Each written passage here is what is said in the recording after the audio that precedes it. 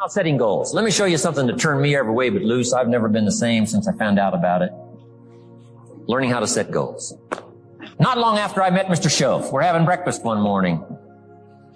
Mr. Schoaf said, Mr. Rohn, now that we've gotten acquainted, we know each other fairly well, he said, maybe one of the best ways I can help you, he said, let me see your current list of goals. Let's go over them and talk about it. And I said, what? I don't have a list. He said, well, Mr. Rohn, if you don't have a list of your goals, he said, I can guess your bank balance within a few $100s, which he did. And that got my attention. I said, you mean my bank balance would change if I had a list of goals? He said, drastically. So that day I became a student of setting goals. And I've used it to dynamically affect my life. I've taught it to some of my business colleagues. We use it to do business around the world. Setting goals. It can turn out to be a drama for your life. Here's what goals are. Your vision of the future. Your vision of the future. Now, there's two ways to face the future. One, with apprehension. Number two, with anticipation. Guess how most people face the future? With apprehension. Why? Major reason why. They don't have it well designed. They've left the design of their future to somebody else. And if you don't make plans of your own, guess what? You'll probably fall into someone else's plans. Guess what someone else may have planned for you? Not much. All of your negative relatives all turn positive. What'll that do for your future? Not much. If prices come down a little, what'll that do for your future? Not much. If the economy gets a little better, what'll that do for your future? Not much. If circumstances get a little better, what'll that do? Not much. If the weather gets a little better over the next few years, that'll do. Not much. I mean, you could go right down this whole scenario list. Most people all their lives, with their fingers crossed, count on this not much list. That's why 10 years from now, they'll be driving what they don't want to drive, living where they don't want to live, wearing what they don't want to wear, doing what they don't want to do, having what they don't want to have, maybe become what they didn't want to become. And it all starts by counting on something that's not going to count much. You say, well, then how can my life dramatically change? You got to count on yourself. And here's one of the things you got to count on. Your ability to design the future. It's called the promise. And the promise of the future, if you'll design it well, can have an awesome effect on your life.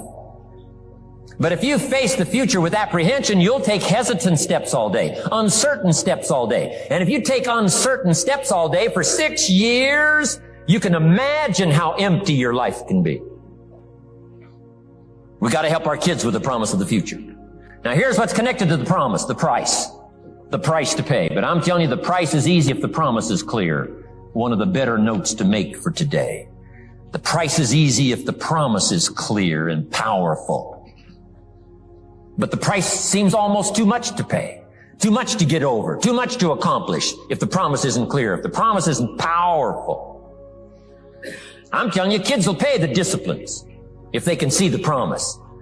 One of our biggest challenges as parents in the 90s is to help our kids see the promise of the future. That's why I'm teaching financial independence, how to become wealthy and powerful and sophisticated and healthy and unique. All of the stuff kids would hope to go for. It's all possible. This is America. That's the promise of the future. The price, a few simple disciplines practiced every day. And I'm telling you, the kids will pay the price of the simple disciplines if they can see the promise of the future. But if they can't see, they don't want to pay.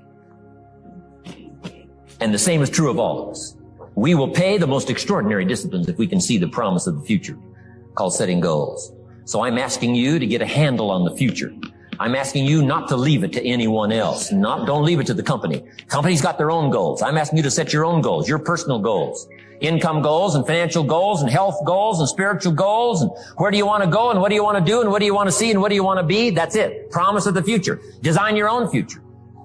It's within your hands and your capacity to do so. Here's how simple now goal setting is. It's not mysterious. You don't have to anchor, you don't have to focus, you don't have to visualize, none of that stuff. Here's how simple goal setting is. Changed my life.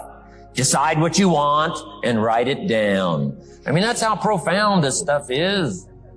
Decide what you want and write it down. Make a list. Where do you want to go? What do you want to do? What do you want to see? What do you want to be? What do you want to have? What do you want to share? What projects would you like to support? What would you like to be known for? What skills would you like to learn? Some extraordinary things you'd like to do, ordinary things you'd like to do, right? Silly little things you'd like to do, very important things you'd like to do. Decide on all that stuff and write it down, write it down, write it down. That's how simple this stuff is. And it's your own private list. If it's really private, on your list, put some stuff in code where nobody can understand it if this list fell into unfriendly hands. And simple things, whatever.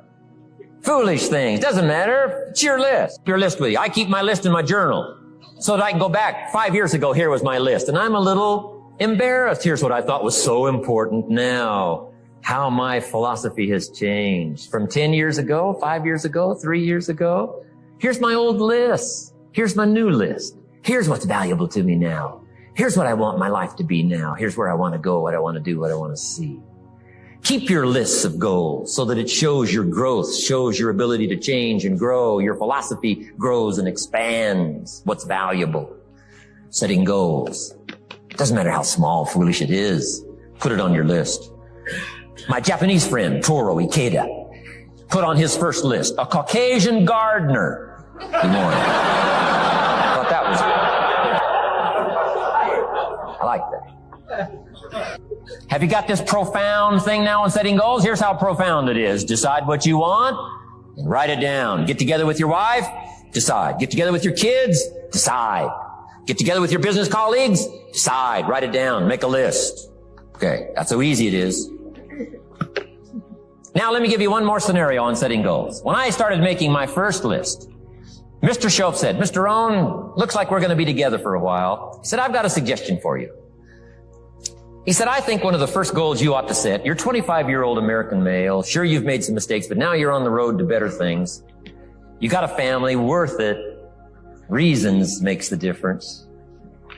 And he said, you've got every reason to do this. He said, why don't you, among all the goals you're going to set, why don't you set a goal to become a millionaire? A millionaire. This is America. All the possibilities are available. Why don't you set a goal to become a millionaire? He said, it's got a nice ring to it. Millionaire. Enough zeros to impress your accountant? Millionaire. And he said, here's why. Now I thought, the man doesn't need to teach me why. I'm thinking, wouldn't it be great to have $1 million? He said, no, that's not it. Here's why. And I had one of the greatest lessons I ever learned, and I'm about to share it with you. This will be worth the price of being here today if you can capture what I'm about to share with you. What I'm about to share with you changed my whole life. Here's what Mr. Shoaff said. Set a goal to become a millionaire. And he said, here's why. For what it will make of you to achieve it. And I got one of the greatest classes in one sentence I've ever received in my life. Set a goal that'll make you stretch that far. For what it will make of you to achieve it. What a brand new reason for setting goals. What an all-encompassing challenge to have a better vision of the future. What for? To see what it will make of you to achieve it. And here's why. The greatest value in life is not what you get. The greatest value in life is what you become. Major question to ask on the job is not, what am I getting here? That's not the major question. The major question to ask is, what am I becoming here? It's not what you get that makes you valuable. It's what you become that makes you valuable. So Shoaff said, set a goal to become a millionaire. For what it will make of you to achieve it. Then he said, when you finally have become a millionaire, now he said, what's important is not the money. I thought, wow, I've got some more to learn. He said, no, Mr. Rohn, I'm telling you honestly, you could just give the money away. Now, I did better than that, right? I told you. I lost it all. I'm rich by the time I'm 31. I'm a millionaire. I'm broke by the time I'm 33. So I didn't have to give it all away. I lost it all. Foolish mistakes I made. I'm a farm boy from Idaho. That early money drove me bonkers. I used to say, how many colors does it come in?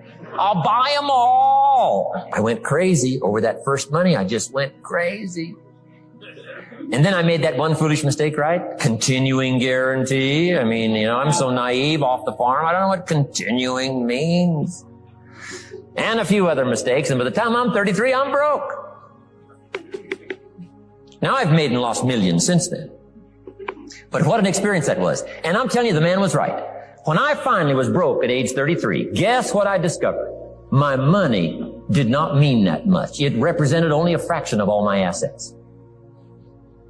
Shoaff said, once you become a millionaire, Mr. Rohn, you can give all the money away.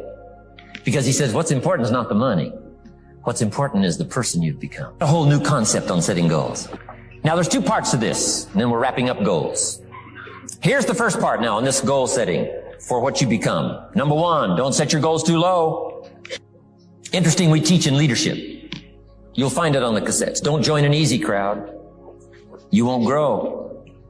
Go where the expectations are high. Go where the demands are high.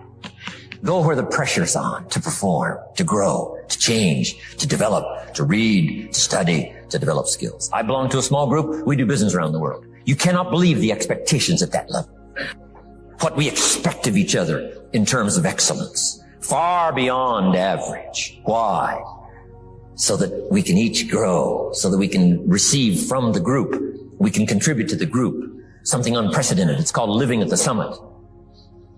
Go where the demands are high. Go where the expectations are strong so that it'll provoke you, push you, urgently insist that you not remain the same for the next couple of years, the next 5 years, that you'll grow and change.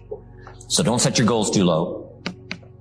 The guy says, well, I don't need much. Well, then you don't need to become much.